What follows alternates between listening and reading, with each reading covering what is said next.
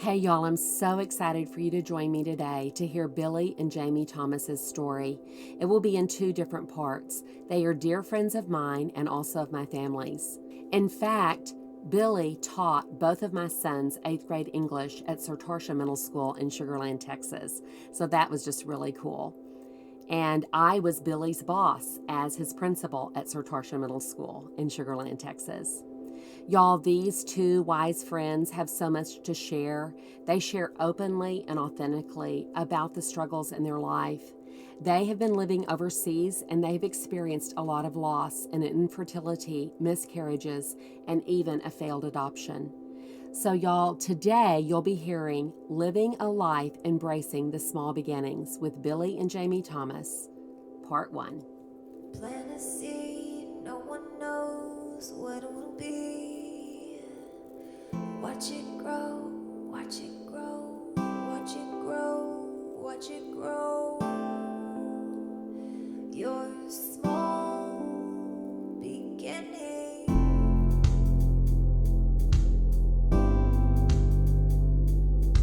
So y'all, I'm so excited today to have Jaime and Billy Thomas. I'm sitting in their kitchen. We have a microphone in the middle of us right here, and just excited that they are here to share their story. Y'all are gonna just love getting to know them. They are amazing, and I want them to tell their story. Welcome, Billy and Thanks. Jaime. Thanks. Thank you. So you want to start with how we met and when was that? It's going to make us both feel really old. So this is my 16th year of teaching, so it would have been 15 years ago. Okay. So I first met Sarah at an open house, back to school night, my second year of teaching in Sugar Land. And because I had her oldest son at the time was in my class. And I just remember her sitting in the front and just taking notes. I had no idea at the time who she was. And then a group of teachers were like, oh, that's the principal down the road. Oh, you've got their kids. You have to make sure you do a good job. And I, of course, was too young to know what it meant having a principal's kid in my room. And then I think the next year is when you came and actually became the principal of the middle school that I was at. And that was the year I had your younger son, and just worked with you then. And I remember going home and just talking to Jaime about how much I enjoyed working with you, and a lot of my own journey to become a school administrator was through conversations we had, and just you even then pouring into me mentorship and encouraging me. Cool. That was 15 years ago. 15 years ago. And then I guess you met Jaime. I think my memories of Sarah, first memories at least, have nothing to do really with meeting her in person, but exactly through the story that you shared. In our relationship, I'm the one that went to college to be a teacher and got the education degree and was the quote unquote, expert out of college, whereas Billy got alternatively certified, and, it was all new stuff to him. And I remember so often in those first years of teaching, Billy would come home and say, I don't know what to do with this, or how do I handle this? And so we talked a lot in those first few years just about teaching pedagogy and best practices and things. And I remember when Sarah became the head principal where he was, and he would just come home feeling so inspired and feeling so supported as a teacher, and really in awe of the leadership that you were bringing to the school, that it wasn't always easy for everyone, but you were willing to do the hard stuff and the stuff that needed to happen for the kids at the school. And so I really learned about you secondhand based on all of those stories of Billy coming home, and as an educator myself, having the utmost respect for all of that. And so I think when I finally did meet you in person, I felt like I already knew you. Wow. Let's back up, small beginnings, like y'all have been married. You want to share about that? And then what was sort of the reason or your why of why you went overseas? Because it's not, you were, both working in the same school district that I was working in, and then adventure called in a new way. So we've been married for 18 years, Yeah. and when we met, I, of course, was that child that had longed to be overseas and to explore the world.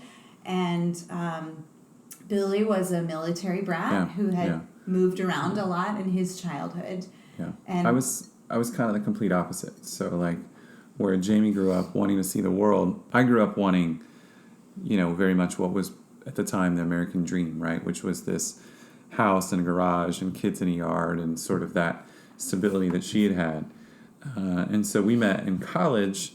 It took a while for me to convince her to date me because she's always been such a thoughtful person. Every decision she made would have thinking and reasoning behind it, and was always incredibly independent. And we went to a sort of a small private liberal arts Baptist college, and so she wasn't like a lot of the other girls there who were sort of caught in this path of this is what I'm supposed to look like. And Jamie was always somebody who was like, why is that? Why? Because I think she had this desire to find out what the rest of the world was like, both in her faith and in her personal walk. And so when we met, she was signed up for the Peace Corps.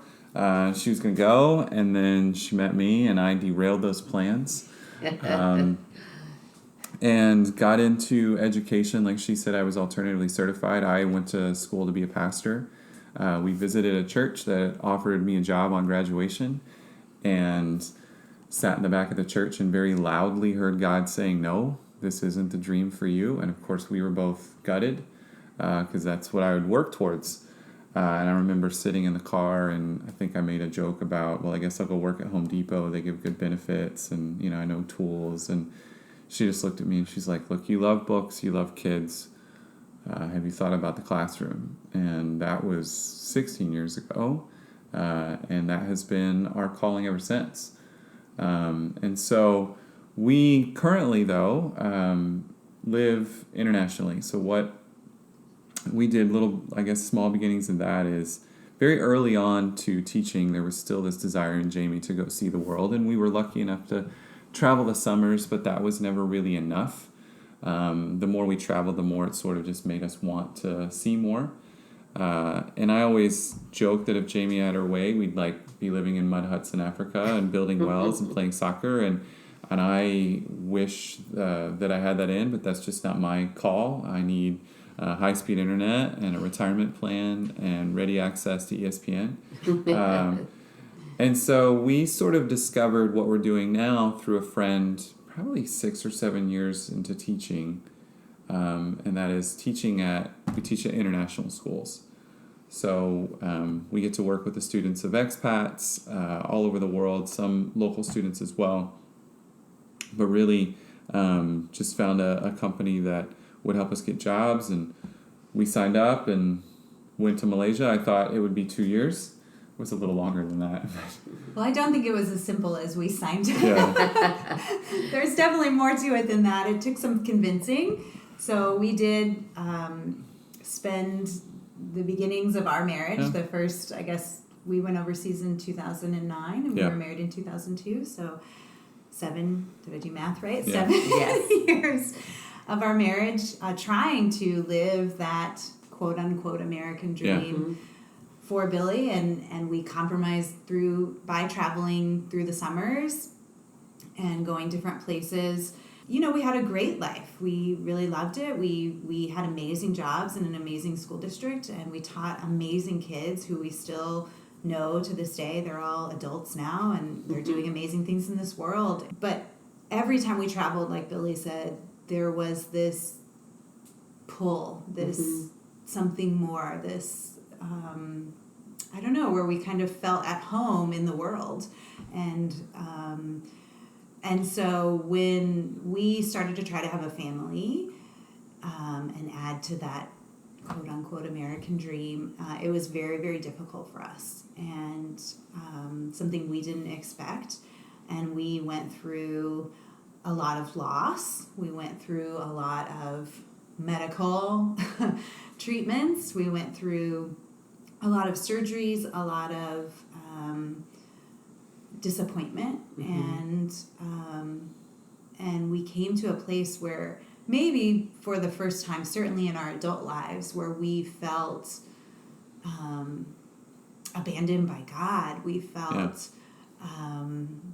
empty. We felt that even in our church, people would ask how you were doing, and you'd answer in an honest way, and people didn't really know how to handle that. And I think for me as a woman, especially, so oftentimes in church, especially if you grew up in a church, it feels as though, I don't know that it's done intentionally, but it feels as though as a woman, you're supposed to have children and fulfill that part of God's plan and God's kingdom and so on. And when that's difficult, you're made to feel like something's wrong, or maybe you've done something wrong, or things like that. And people say things, I think, with good intention, but it hurts sometimes. And so we, through just that many years long journey, for the first time in our adult lives, we felt like we're really stripped down to the bare essentials of our faith, and to feeling like it was us and God, right? Because although we did have wonderful friends, and we did have a community group, and we did have a church, they're human, and they didn't always have the right answers for us. Right. They didn't always have the right comfort for us. And so we came to a place in our marriage and in our lives where we realized that we've got each other, we've got our God, and and all we can do is just lean really heavily into Him in our hurt and in our pain and in our choices in life, and listen with open ears and live.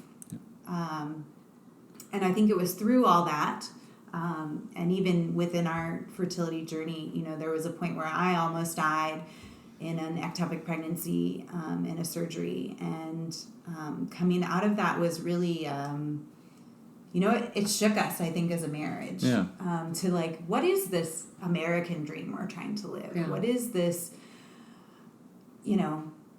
what are we doing? And like I said, we stripped it down to the essentials. We've got each other, we've got our God, we've got to just listen to Him, lean into Him, and go.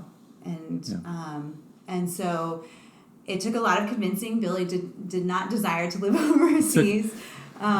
It took a hurricane, actually. It did, yeah. We had put money down on the house. We had decided at that point that we were going to pursue adoption, which it was something we actually had talked about when we were dating. So we were happy with that plan, and we put money down on this dream house, and we were getting ready to close, and a hurricane came through the area of Texas we were in, and a tree fell on the roof of this house. And at this time, like Jamie said, she had an ectopic pregnancy. This was October. She had an ectopic, or September, October. She had an ectopic pregnancy in May. It was on my 27th birthday that we had lost our triplets. And so we put money down on this house. It passes inspection. We're set to close, and a hurricane comes a couple weeks before closing. Well, the insurance company required another inspection because a tree branch had fallen on the roof. It was minor damage, but they required another inspection before we could close. So I remember calling our mortgage agent and just saying, hey, we've got to delay the closing. We have to get this inspection. This has to get repaired. And he just... he lost his mind. He was just upset. No, we have to close this day. We have to close this day. And I just couldn't stress to him enough. Again, I don't think he was Texas-based. That we didn't have a choice. That this is what the title company, everyone was saying. And he just was really upset. So we began to sort of tug on the string. Because this house, to me, a lot of times represented, okay, it's in the dream neighborhood. It's near the golf course. We're going to use this house in our photo book to adopt our children. And we start pulling on the string, and come to find out the company was using Jamie's previous financial information, so they were lying about what we could afford. Wow. And this was about 6 weeks before this company was the first company to go belly up in the American housing short crisis. So, you sort of talk about listening to God in small beginnings and looking for God in all these things, and then ultimately, like, that moment, I remember a Sunday afternoon, and we had tried to go to church, and I think we left early because church was just such a painful place for us. And I was sitting there in this apartment that we were renting because we had sold everything. We had sold our houses, we had sold everything we owned to pay for this IVF that had given us triplets, and just saying, okay, I guess we'll just do it your way. Let's just escape. And at the time, that's kind of how I looked at it. I was like, let's just escape. Let's get out of here.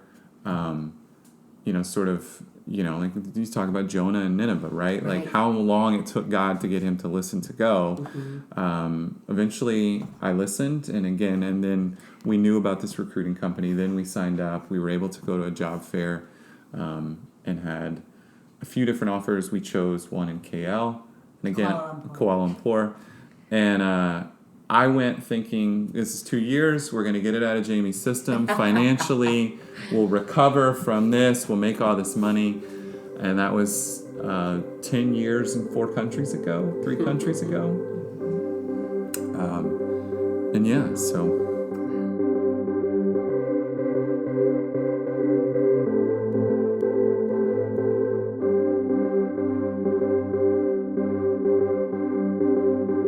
Hey y'all, I wanted to tell you about something I've been planning for you. I kept hearing God tell me, bring my people a refreshing. And so y'all, I have planned a virtual retreat for you. It's going to be on September 4th, 2020 on a Friday, and it's Central Time from 9 a.m. to 4 p.m. And it's going to have 3 different parts to it. I will have a live audience with me at my Acts 1-8 Blessing Studio in Wimberley, Texas. But I will be making it live for you via Zoom, and it's going to have 3 parts. One will be spiritual practice of hearing God's voice.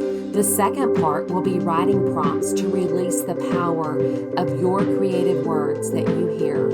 And the third part, of course, is painting. So at home, you can use watercolor, crayon, oil, ink, pencil, whatever you have, y'all. The verse that God has given me for this day specifically is from Psalm 126, verse 4. And it says, "Now, Lord, do it again. Restore us to our former glory. May streams of your refreshing flow over us until our dry hearts are drenched again." So y'all, if you need a refreshing, you need a flow from God, then you need to join us. The link is in the show notes, and I can't wait for you to join us virtually on September 4th, 2020.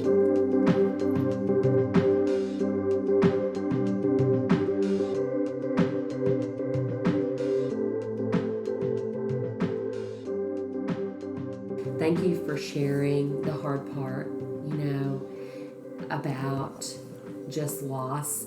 And I love it how, when I listen to your story, to see how God wove the decisions, like hard things, but then to put you to the next step. The fact that the tree fell on your house from that hurricane that stopped that pathway, that then propelled you to go overseas. Like, it's so beautiful. I think we can have many decisions to make in life, and we always want to choose the best path that God has, and He'll be with us on any path we take. But y'all, just your story is so beautiful of listening to God, and really the fact that you were stripped bare and down to nobody really understanding you, and you were still even doubting God. And yet He came through for you, and y'all are just bright shining lights.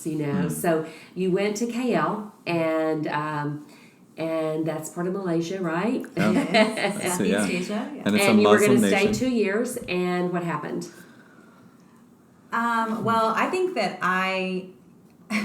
in many ways, I sort of convinced Billy to go by saying, well, it's just a 2-year contract, Billy, and we'll save enough money to be able to pay cash for this adoption that we want to do. And but all along, really hoping and praying that this would be what opened his eyes up to something different.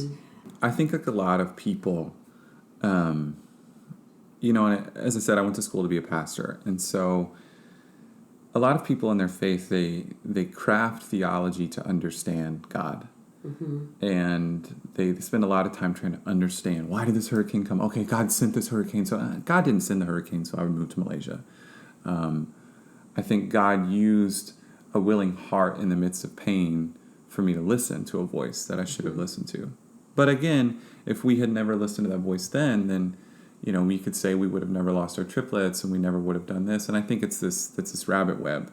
But like a lot of people, I grew up in fear of the unknown and fear of what routine and normal was like. And I think that growing up moving around so much as I did, and even growing up in the house that I was in with a lot of unpredictability, there are routines and comfort. Even if they're uncomfortable, it's an uncomfort we know. And so when we moved overseas, it was like all of a sudden I was surrounded by people who thought about things differently and thoughtfully. I remember going into a professional meeting with an Australian colleague and a British colleague, and we spent an hour and a half trying to determine which way we were going to teach commas. Because, in Australia they teach it this way, and in the UK it's this way, and in American, Texas education, here's the standards on commas. And my mind began to grow. And it began to sort of fall apart, this idea that there's one way to know, there's one way to understand things, there's one culture that's right, best. So that was one thing. Professionally, I was in an environment where I was growing and challenged, and I was loving that like never before. And then I think for me, the second thing that sort of opened my eyes was church. So we went to a church that was legal and authorized in an Islamic country. And that church experience, I think, forever radically changed my faith walk. It brought us back to God, because one of the things that was so beautiful about it was a true international church. So there was 30 plus different nationalities represented. We had oil execs from Holland sitting next to Filipino maids, where the income disparity was so great, as great as you could get globally, sitting next to each other worshiping the same God. We had Koreans in the front row dancing with very stoic Germans in the back. And because we were in a country where there wasn't a whole lot of choice, right? So you had maybe 3 English-speaking churches that you could go to in this entire city of 7 million. And so it wasn't like here where, I didn't like that, I'm disappointed, I drive around the corner and I find something else that caters to me. There it was, if I want to be with Jesus and his people, I got to find a way to tolerate the lady who's waving the ribbon in the front. I got to find a way to tolerate the people who are in the back dancing. I got to find a way to deal with this culture that allows their children to run rampant, where I'm, from the white sort of, recovering Baptist culture of kids belong in this box in the back of the church because they make too much noise. And so that church experience for me radically changed how I viewed what worship, what community should look like. And like Jamie said, I began to feel at home in the world. And I began to see that my children could feel at home in the world too. And that we could provide stability not in a physical address, but we could provide stability in consistent parenting, in consistent relationships, in consistent dialogue, in consistent faith, in, for us, consistent growth, and consistent love. And then that was the consistency that they needed over going to the same school district from birth to graduation. And I just kind of got the bug, as they say. That is so great. Thank you for pulling that all together. That is very powerful, of that transition, that an awakening. It was an awakening. It was definitely a new small beginning of understanding who God is with all the people of the world, diversity and tolerance and love. That was right there. That is so beautiful. One of my biggest memories of the church there is same as what Billy talked about. Certainly the diversity, the language, the ways in which people worship, knowing that we're all worshiping the same God, but we also were in church with refugees. We were in church with people who, because they wanted to love my Jesus, because somebody told them about my God, and because they wanted to make the choice to love him and live a life for him, they gave up their country. They gave up in many ways, their family, everything they knew to love God, to love this God that my whole life I was allowed to just love, right? And the idea of this was such an eye-opening experience and really a heart-opening experience for me, to feel so humbled by the fact that I get to stand beside this person in church and worship with this person in church. And even though I may have a better education, I may have a bigger paycheck, I may have all these things that the world sees as these things that are benefits or make you better, I have so much to learn from this person next to me about my relationship with Christ, about my journey in the world, about my faith story. And man, I will forever be grateful for that experience, for being a Christian in a Muslim nation, for getting to stand beside those amazing people and worship God together. It was amazing. Thank you, Lord. Thank you, Lord, for that. Yeah. So I'm thinking, just from what you've talked about, and because God has brought healing to y'all, would you just release a prayer for those that don't quite get this yet, or that are hurt by the church and still hurting, that haven't been able to pick up this golden thread that God has got waiting, to, I don't know if that, yeah. So if you would just pray, either one of you or both, whatever, just for this freedom that y'all found through your journey. Yeah, I would love to. God, we don't know why you chose people to share your message. To be honest with you, from my perspective, that wouldn't be what I do. But you have. You've chosen us. You've chosen broken people, broken systems, broken organizations to show your love. And there's a lot of people who've been hurt by those that walk in your name. There's a lot of times, even still, in my love for you, that I wish that I could call myself something different. That I don't have to use that term Christian, because that label is misused and abused, and it's hurting people, and it's making people feel they're not loved. God, you are a God throughout the history of your church that has always shown your love through people's brokenness. And I just pray for anyone who's been hurt by well-intentioned or poor-intentioned people who bear your name, that they would meet you, the real you, not somebody's version of you, not somebody's interpretation of you, not somebody's understanding of you, but they would come face to face with a you that holds them,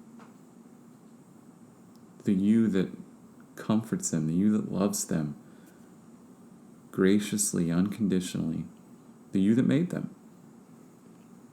And that they would be connected with people who know that version of you, the real you, the true you, the scriptural you as well. Thank you for Jaime and I, that we found that. And we continue to find that all over the world. We love you, we praise you. We lay this at your feet. Amen. Amen. Thank you. Wow. So, Kuala Lumpur, how many years? And then what happened? We were in Kuala Lumpur for 4 years. And then I mentioned earlier that I wanted to be a school administrator. And I had a principal in Kuala Lumpur that I really liked who just kind of said, look, I do think you'd be good at it, but the job opportunity at international schools to move up is really challenging because there's just not that many. So our school had 3 principals, 3 assistant principals. It wasn't something that we could really move up in. And he said, you might need to move on to move up in administration. And so we thought we were going to go to another international school. Another, we had a job offer from a dream location in South Africa, actually.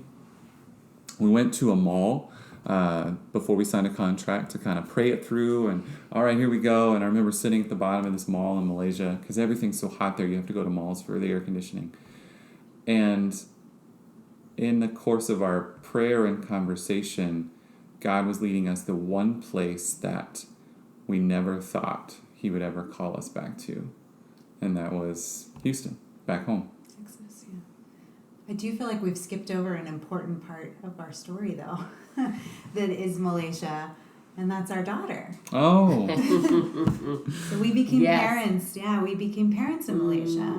And I think it's important to hear this part of the story because I don't ever want to give the impression that we went through these hard times, a hurricane came, we listened to God, we went overseas, and everything got sunshine and roses.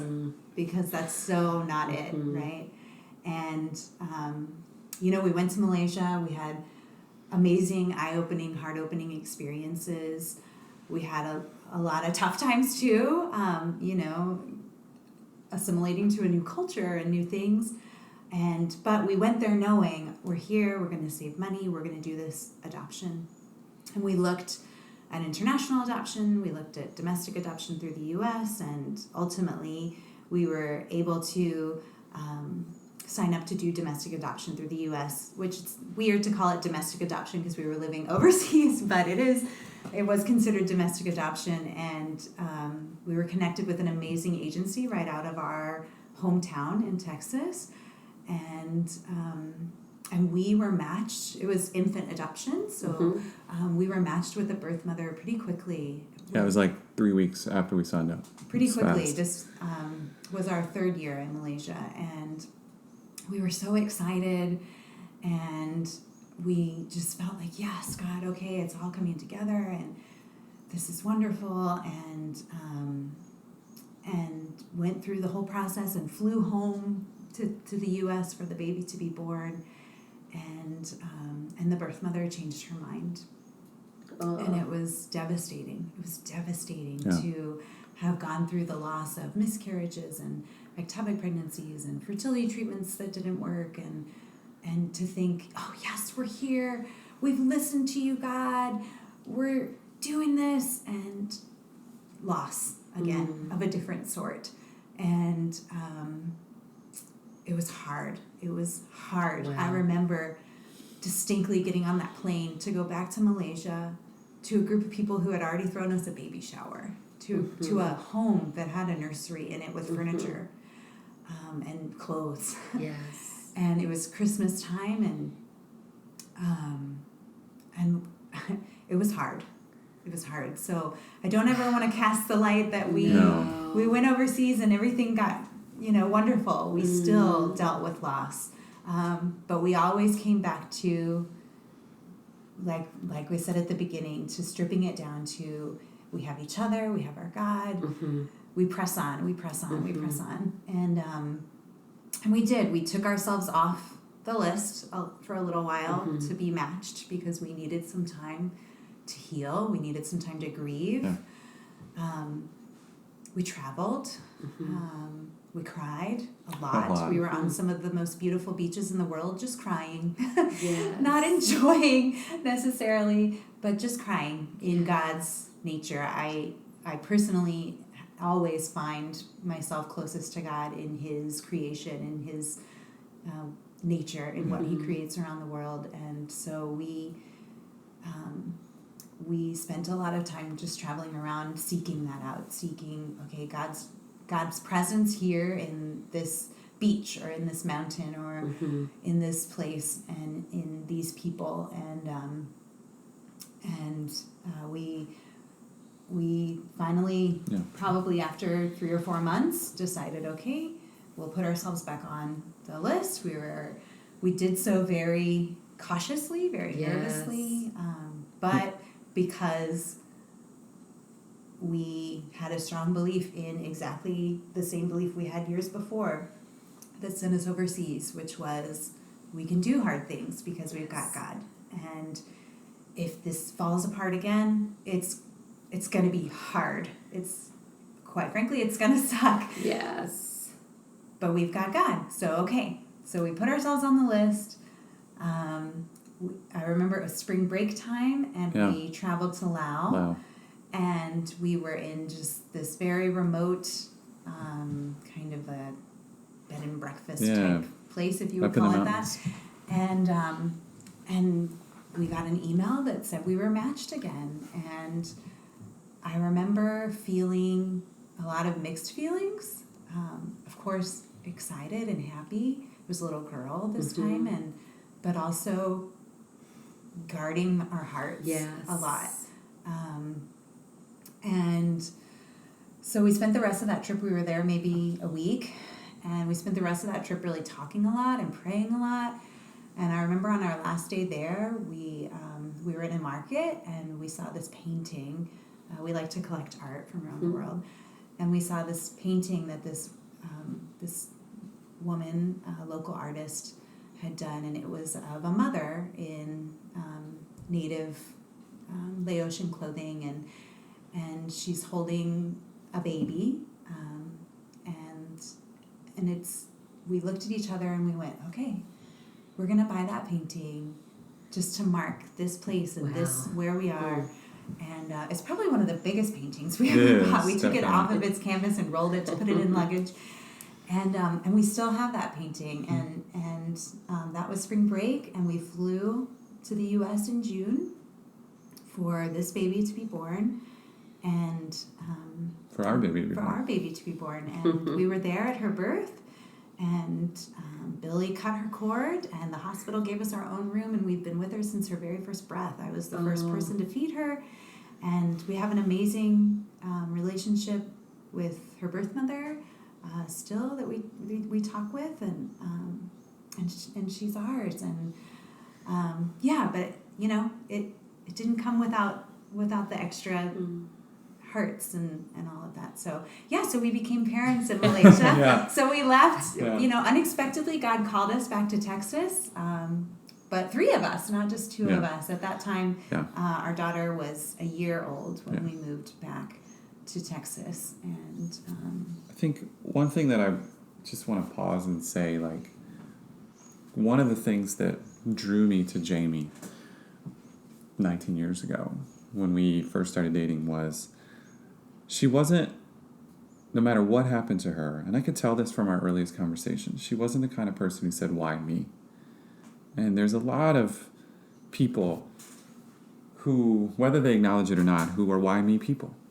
I have why me people in my family. And Jaime was a what now person. Wow.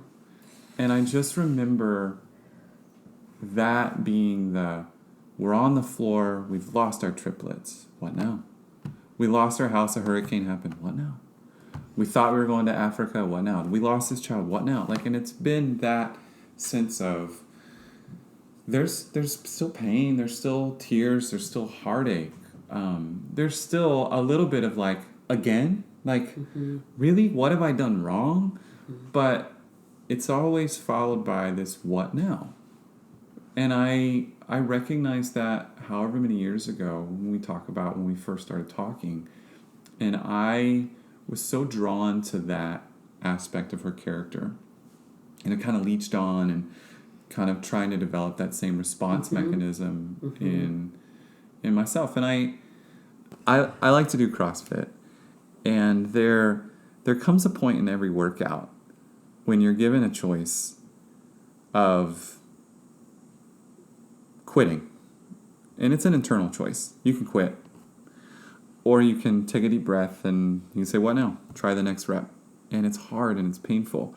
But I like that challenge that it is in myself. And I think that's a small little microcosm of these choices we make when we have these really difficult moments of, we knew we wanted to have a child.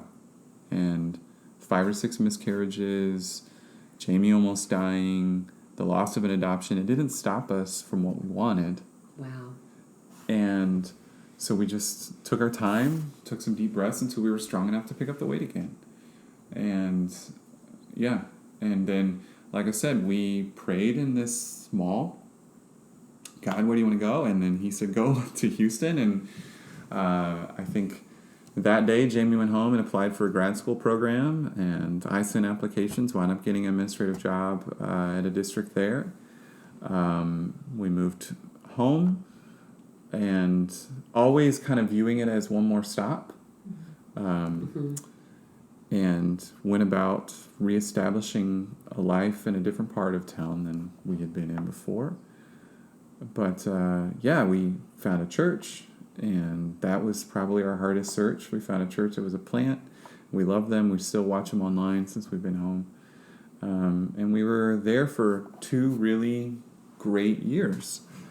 But in the back of our mind, we always knew that we were supposed to go overseas again. And it's always a funny question, because when people ask you, well, where would you live? For Jaime and I, it was always easier to say where we wouldn't live. And Jaime had, in particular, 2 specific countries that she wouldn't live in. This is her time to tell God no this time.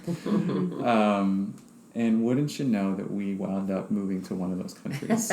Yeah. When we we thought that we would be home in Texas for 3 years. I knew that I wanted to complete my graduate degree. We wanted Billy to get a good, solid foundation of administrative experience. And we also looked at this as an amazing opportunity for our daughter to get to know family in person, so she didn't think that grandparents lived in the computer. And to just get to know who she was as an American and a Texan, more importantly. And so after 2 years, I had completed the graduate program a little quicker than we thought, and we just said, okay, well, let's put feelers out there. Let's just see what's out there, you know. And I did. I put some stipulations down, and said we had visited and been to China before through our travels, and China was one of the places that I said, nope, not interested, thank you. And wouldn't you know that after a couple weeks of putting our information out there, a school in Shanghai contacted us. It was a Christian school, and they sent an email to me, and I'm going to be honest and say that I ignored it. I did not respond back. I said, nope, that's China, not interested. And they emailed again, and this time they had a job, not just for me, but also for Billy. And Billy just kept saying, well, let's at least look at the school. Well, let's at least investigate this. So it was almost a little bit of a role reversal, which is kind of funny. And he had learned from you. Yeah. And so we did, and finally I emailed back and said, okay, I'm willing to at least talk to you guys, and we did. And, lo and behold, we ended up moving to Shanghai, China. And so we took our then 3-year-old and ourselves and moved to Shanghai to go teach there. And gosh, it's been quite a journey. Yeah. It's I think now I look back and I think, gosh, everyone should live in China at some point in their life. Oh my gosh! Because the things that I've learned, the things I've learned to appreciate, that I never thought about before, the culture, the people, the shattered misconceptions. Absolutely. Yeah. So we went to Shanghai, and we've lived there the past 5 years and taught at a school there. And our oldest daughter has really grown into, she's going into 3rd grade now. And while we were there, we actually got pregnant and birthed a second child, miracle of miracles. So China has been a pivotal place in our marriage and in our life, and God has done some awesome things there for sure. But it's another place though where like I think you read all this stuff about the church. So we were under a Muslim regime in Malaysia, and you hear about Islam and the church and what it's doing, and there's a lot of fear about Christians worldwide, and we certainly know Christians who are in danger. We had a pastor who was murdered, and we certainly know it's out there. But we went to this communist country, and I remember people saying, "Well, how are you going to practice faith?" And I just remember, in our neighborhood, there was a giant authorized Protestant church with this big cross, right? Like in the neighborhood, and across the street from this big Catholic church. And I remember people saying, well, China's, you can't, my friend was building a church and they knocked it down and that. And I don't know the context of all the stories, but I remember talking to our head of school at the time about churches in China, and he shared something that I thought was really enlightening, which was the Chinese government doesn't not authorize churches to be built. Their stipulations are that within a zip code, you can have one Catholic and one Protestant church. What they don't authorize is 15 different Protestant churches, because in their mind, they don't see a difference between a Baptist or a Lutheran or a Methodist. They're like, you're all Protestants, figure it out, worship together. And that was kind of, again, further shattering of these labels that we had grown up with. And then also this conception that somehow we were in this place where it was dangerous to practice our faith, and never felt that way. I felt people were curious about what we believed, or we always had opportunities to build relationships and share. And so, well, I remember our first few weeks in Shanghai, and we had our 3-year-old, and in Shanghai they have what's called aiyis, and it's Chinese word for auntie, but it's like a nanny. And we had an ayi because we had a child who was young and we would be working, and so she was really a caretaker for our child, and we hired this person without ever really having met her, just based on recommendations of other expat families who were leaving. And I remember probably our second or third week, we were in our home about to eat dinner, and she was there, and she was in the kitchen, and we were praying before our meal, and she came out and she said, "You know Jesus?" Oh. And we said, "Yeah." And she goes, "I know Jesus." Oh. And just right then and there, it was like, okay, God, here we are. And she's one of our, she's my favorite part of China. She's amazing. Thank you so much for listening to this episode of Small Beginnings with Sarah. I pray you've been encouraged and inspired by the stories that you have heard today. Please follow me on my social medias, including Instagram at Acts18Blessings, Facebook at Acts18Blessings, and on my website, sarahthurman.com. You can help others start their own small beginnings by subscribing to my podcast and leaving a review. One sentence is wonderful, and it really helps share the word. And I want to leave you with one final question, and I hope you can answer it. How good can God be?